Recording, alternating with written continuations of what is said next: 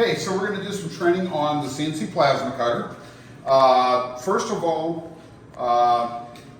for safety's sake, never have your hands anywhere in the area when the machine is in operation. The torch itself, the flame coming out of that, the actual plasma, is hotter than the magnet of the sun. So realize if it can melt right through steel or aluminum, it'll melt right through you as well. So stay away from it. Secondly, never position your body in such a way that you're at a pinch point. You never want your hands up in the work area. You never want your hands, you never want to be resting on the machine, because otherwise someone could do something, or if it were to start automatically, you don't want to be in an area where you could get hurt. So always be careful of that. The next thing I want to talk about is maintenance. Now, it came with a tube of grease, which is a lithium RL2 grease. Only use that grease and that grease gun. That grease gun has a special tip that is specific for these bearings. If you use just any grease gun off the shelf and you mix greases, a lot of times they'll turn into an epoxy, which is kind of the opposite of what we want to accomplish with grease. And I've had machines get completely locked up because people mix various greases and it basically turn into that glue. Sometimes it can be recovered, sometimes it can't be, and you're looking at 500 bucks a piece to replace the bearings. Also, you do want to grease it, otherwise eventually they will go bad. And as long as you take good care of it, it'll last forever. But the greasing should be done once a month or every 40 hours of usage. Now, each machine has each model has a slightly different configuration of the grease fittings. However, this is fairly close to the majority of them. So you have two on the y-axis, and you have two over here on the y-axis. So two on each side of the y-axis, and they get greased once a month or every 40 hours of usage. Then you have, again, 2 and 2 on the x-axis, and then you have 2 on the z. Some machines may only have 1 on each of these locations, or there may be 4 here. However, this machine you have 2. Just look for them, you'll see the grease fittings, and wherever you have a rail, you're going to have 1 or 2 grease fittings. And you can follow them out and see it. So we have 2 here, 2 here, 2 here, and again 2 here, and 2 on that side. Keeping it greased once a month or every 40 hours of usage, the bearings will last for a very long time. So as I previously mentioned, you always want to use the same grease. If it's absolutely impossible to get this, generally we carry it in stock. It's around like 15 bucks or so a tube. I know it's changing rapidly, just like gas prices, but the most important factor here is this is a NLGI2 lithium grease. If something had to be substituted, another NLGI2 grease should work without a problem. The other thing is, you'll notice that the tip on this does not match the tip that came on the box. Never use this kind of a tip. Only use this type of tip, because if you don't, when you connect it to the grease fitting, it may pull that grease fitting out of that $500 bearing, so we don't want that to happen. So only use this one that we provided. So right now I'm going to go ahead and install the grease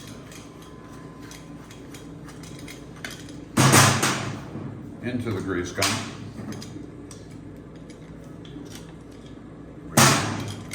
Pull this out so that it goes. I got ahead of myself. So pull this in, and I guess they changed to a plastic lid now. Let's see if I can pull that off without getting it all over me. There we go. Sometimes it's easy to be a klutz when doing something like that. Now I'll just screw this back in.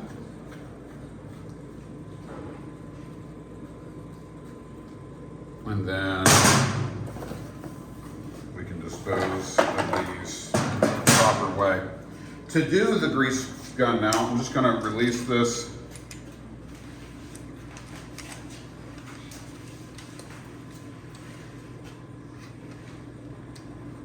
So that it's pressurized. And when you first go to pump it, make sure that you're completely on the fitting before you get on. Otherwise, this little rubber gasket will sometimes get pushed out if you pump before it's actually on the fitting correctly, and I have that happen from time to time. So I'm going to put that right on there, and now I'll give it a couple pumps until I can feel it coming out. Okay, it's coming now, and I can see it starting to come on the outside of the bearing into the rail. Once I see that, I know I've put enough in. And I'll do the same thing on the next one. As long as you get it squarely on there, you should then see that grease coming out of it shortly.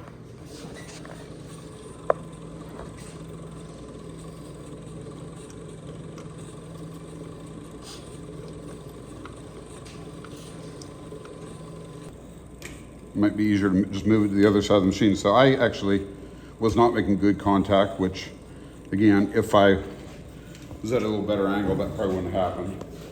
And now it's properly greased. The other thing to do maintenance-wise is there's a little air filter here, which will eventually get dirty. And lots of times I'll just pat it like that, and most of it just falls off. If it gets really dirty, turn the power off, and you can either blow it off with an air gun, or if it gets really dirty, it can be washed. Eventually it'll need replaced, but that's not anything that will need really soon. Then the other thing to be aware of, when we turn on the machine, come on around, we not only turn the power on at the control box, but we also need to turn on the plasma cutter in this case. And so in this case, it is coming up, and we see a yellow light, which means that there probably isn't adequate air compression. So if it ever just stops cutting, the first thing you want to do is look and see if you have a light there. And 90% of the time, that's it. We know that this particular machine is hooked up to an air compressor that doesn't quite have enough volume of air, so if we cut a longer project, it'll probably run out of air and just stop. But you know, that's okay for a short period of time, but long term, we'd want to have the right compressor on it.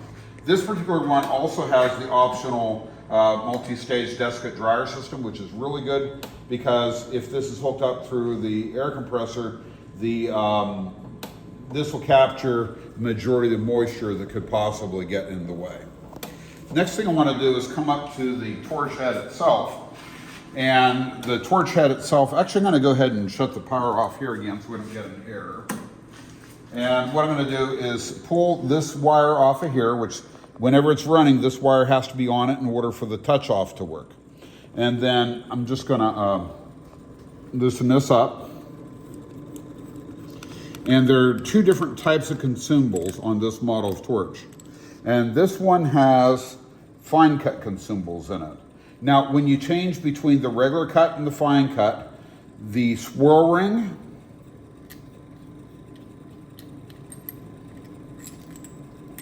the nozzle, and the shield must all be fine cut.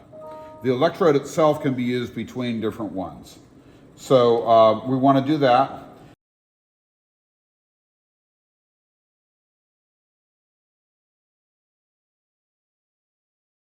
The other thing you want to do when you tighten up the shield, notice this metal clamp. Sometimes if it doesn't make contact, it's because this metal piece got too far away from here in changing it. So we want that set in there. And then in reinstalling consumables, we drop the nozzle down in, we drop the shield in, and then we can put the swirl ring in. Notice it's going in that way. And then I can just screw it back up into the torch. And you don't want to crank it down, just snug, and then reattach the wire. Now, if you ever have an instance where when you go to do a touch off and it's going to cut apart, it's just kind of like driving down in. First thing I would do is make sure that my ground clamp is actually on the metal that's being cut.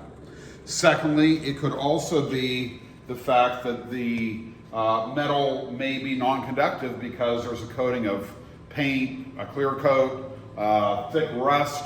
Any of those things would prevent it from doing a proper touch off. So the other thing is on this torch, we want to make sure that this button is down. This one can actually be used if you put it in the up position. You can change the consumables and put it back on without shutting off the torch.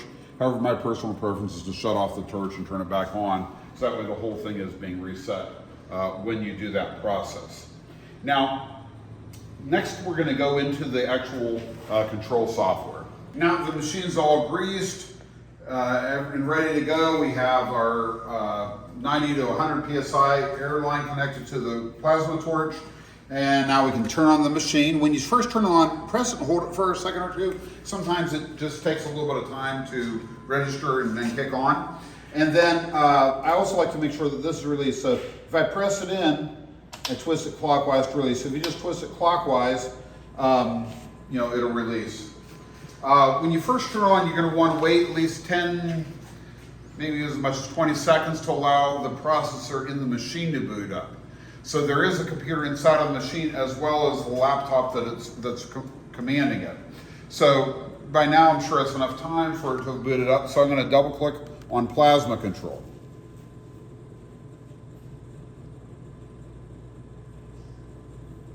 And when you first turn on, it starts out in an e-stop state. So I can reset that by pressing that button in and twisting clockwise to release, or I can just hit reset right here, and when it says reset cleared, it's ready to go.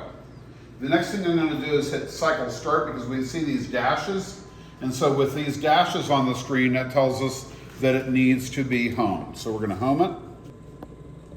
And now that it's homed, it's ready to run. I'm going to do one more test real quick. So what I'm going to do is right now the default is this starts out in slow, the turtle mode. So I'm just going to left click once here, and I'm going to just go ahead and jog this out and bring it to where we have access to it. And I'm going to just show you how to do a quick test. If ever it goes to cut apart and it looks like it's not touching the metal, just kind of like just keeps going down into the metal. When you're on this screen, if you hold down the Alt key and tap the letter I, it's going to put it into diagnostic mode. And with it in diagnostic mode, if I just touch the tip of the torch, this one should light up, and it did, so we know that everything electronically is correct. Now, if it did not light up by touching this bottom copper area, then go ahead and touch this metal part right here where it's connected to this. And if that works, then we know that there's just a little bit of a gap there and this isn't making good contact. The other thing you could do is physically take this off and open up the jaw a little bit and touch it directly. If this doesn't work, then there's probably a loose wire somewhere else that needs to be dealt with. So if that's all working though, then we know that physically the rest of the system is correct. And now I can go ahead and close this out of the PLC mode. And what I'm going to do is connect the metal, the torch clamp directly to the metal so that we have a good ground. If the metal has excessive rust, paint, clear coat, or anything else on it, it may not have conductivity. So first of all, we want to make sure the system's working right, and then if we would have a problem with it when it goes to touch off and it's just pushing down on it, then we know that something about this is not being conductive. If there's excess rust, sometimes you might just need to take a disc sander and clean it off a little bit. If it's a clear coat, what you could do is tell it not to touch off, and it'll go to its starting point and just fire through and burn through any of those things that are on there, and it'll still work. But whenever possible, we prefer to use touch off because this metal is not perfectly flat. It may look it, but then as you cut specifically, it will start to warp and so forth, and vary more than you would imagine. The next thing I want to do, because this is the first time of running this machine, I want to do a torch calibration. This kind of calibrates everything for this machine at this location. So I'm going to go ahead and just move this up to the beginning here. And I'm going to just make sure I'm on the metal. I'm going to go ahead and bring it down a little bit closer. And now that I'm there, I'm going to go ahead and go on my screen. I'm going to hit set XOY0 and set 0 to make all those zeros. Then I'm going to go to F2 for load. And in this root CNC NC files folder, the very bottom file should be torch calibration.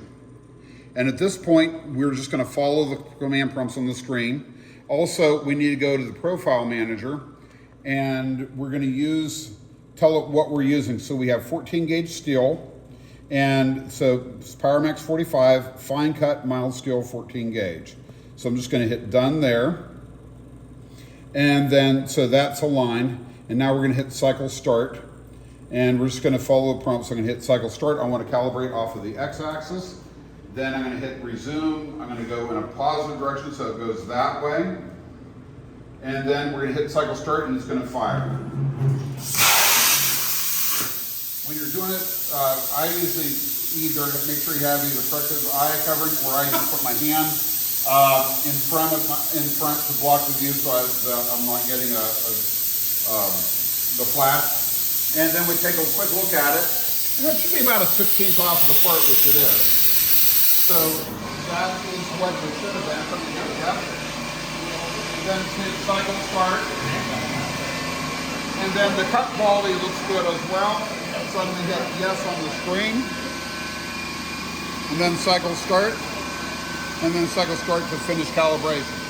Now that this is done, it's ready to run. Now the machine is all calibrated and ready to run. We're going to do a sample part. So what I'm going to do is I need to get to the desktop. So since this is Windows 11, I need to right click here and then just left click on desktop. If it was Windows 10, you just go anywhere in here and then right click and then left click on show desktop. Why they changed that, I have no idea. So now I'm going to double click on Cut2D Pro. This could be done with many software packages, however this is what we chose for this machine.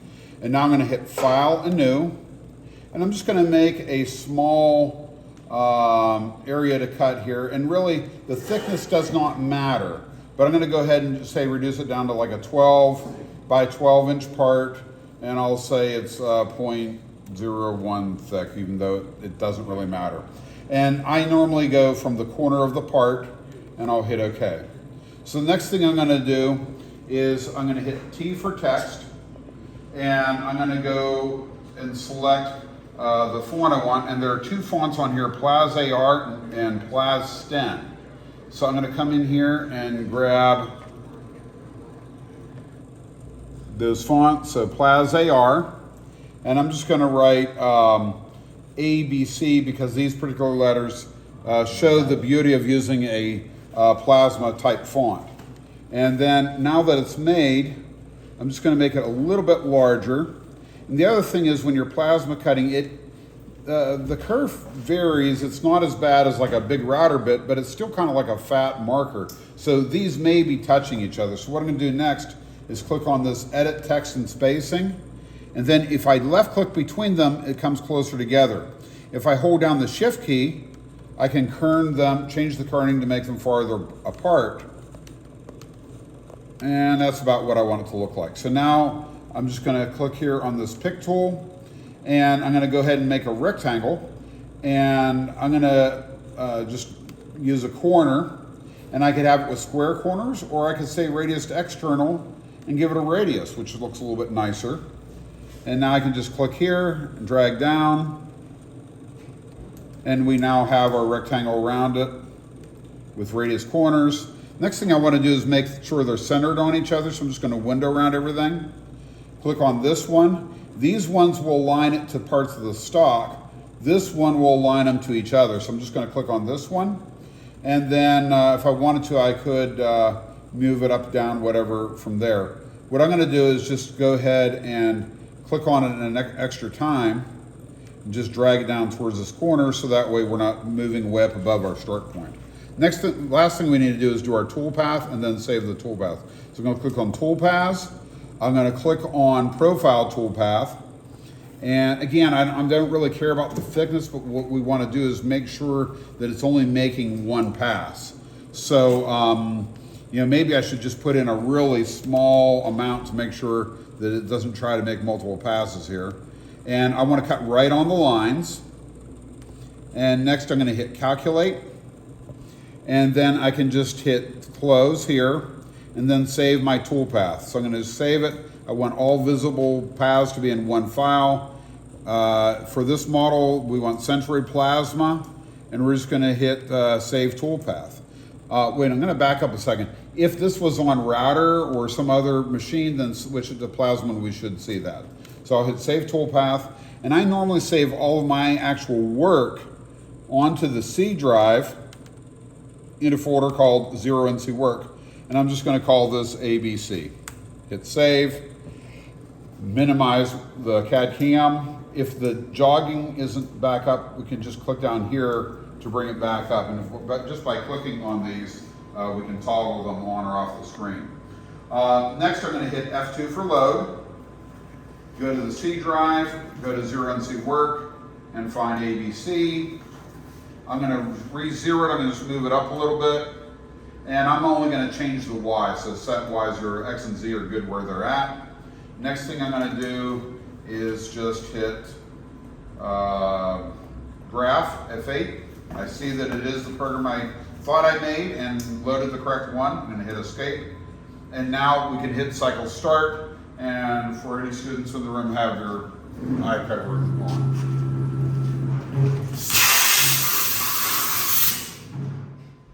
And in this case, the air compressor did not have adequate air.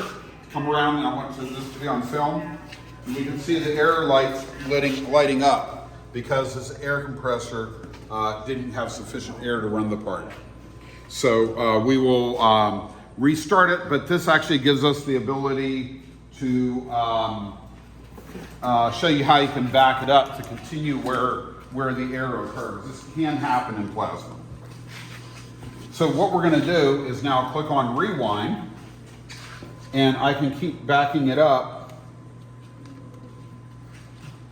to the exact point where it left off, which looks like it was right at the top of the letter A. So we see where it stopped, and now I'm rewinding it to that back point. And then we will verify that the air compressor has all the pressure on, and we'll start and stop. Turn on the, actually it looks like it's a little bit back beyond that. So I'm going to continue backing it up to where it is. Actually, I went a little too far this time. So I'm going to forward it. That's looks like about there. I could be off a little bit.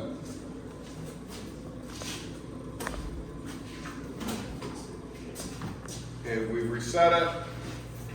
And I would crank that one as high as it will go because it does not have enough CFM for this machine.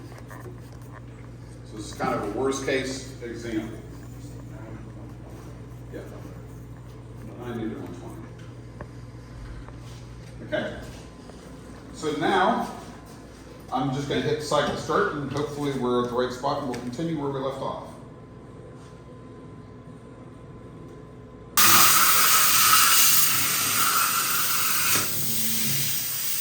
Now the cycle's off a little bit. We can go back and actually get that last one.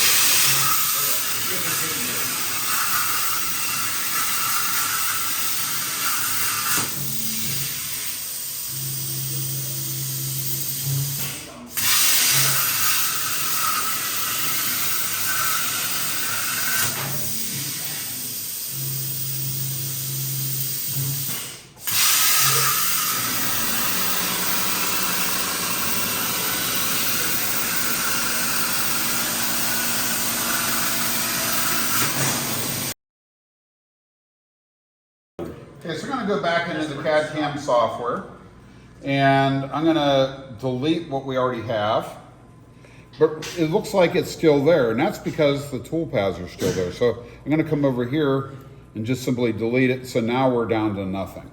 So if I go into text, and maybe instead of using the plasma font, I want to just use a normal Arial. And so I'm going to go ahead and do A, B, C. And now you can see that it wasn't made for plasma, so it looks more like this. And then what I'm going to do is create a rectangle around it. And I'm just going to tie it together like that. And it looks like I'm slightly below it, so I'm going to go ahead and just use my arrow keys to fine tune it rather than redrawing it. And I can tie these together just by winding them around it. And I'm going to hit weld selected vectors. And we're going to replace the original objects. So now we're left with something that could cut out, and they're all kind of tied together. That's really a neat way of doing this. Now I'm going to just move this down to here, and I'm going to redo my tool path. So I'm going to click here, select, and what we do is there are various materials in here. So under fine cut consumables and under standard cut consumables, typically I use the standard cut low speed. This time I'm going to go ahead and try the other one and hit for this and hit select. and then just come down to the bottom and hit calculate. We now see the tool paths are present. We can hit close, and I'm going to call this one, hit save toolpath, ABC2. Hit close and minimize this, and now I'll load ABC2. C drive, 0NC work, ABC2. I always like to graph it first. That looks good. Next, I'm going to re-zero it. I'm just going to move it a little bit to the right and hit set X0 because the Y and Z are adequate where they already are. And now we're ready to cut. Everyone's ready? With cycle start. Yeah, go up there to the TV and watch.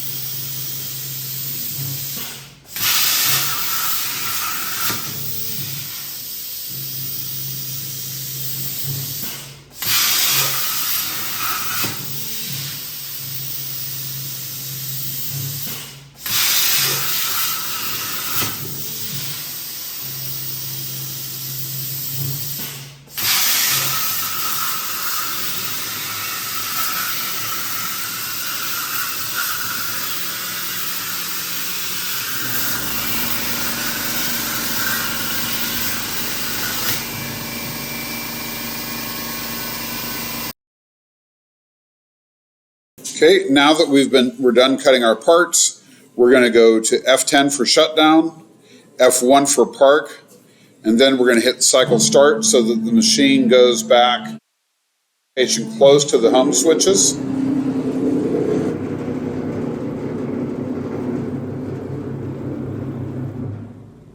And then we can hit exit CNC 12. If we shut off the machine, when we go back in, we'll have to rehome and start. But now we're starting right close to our switches rather than starting from some place way out there because it takes a long time to home to get to its initial starting point. So at this point, we can go ahead and shut it off.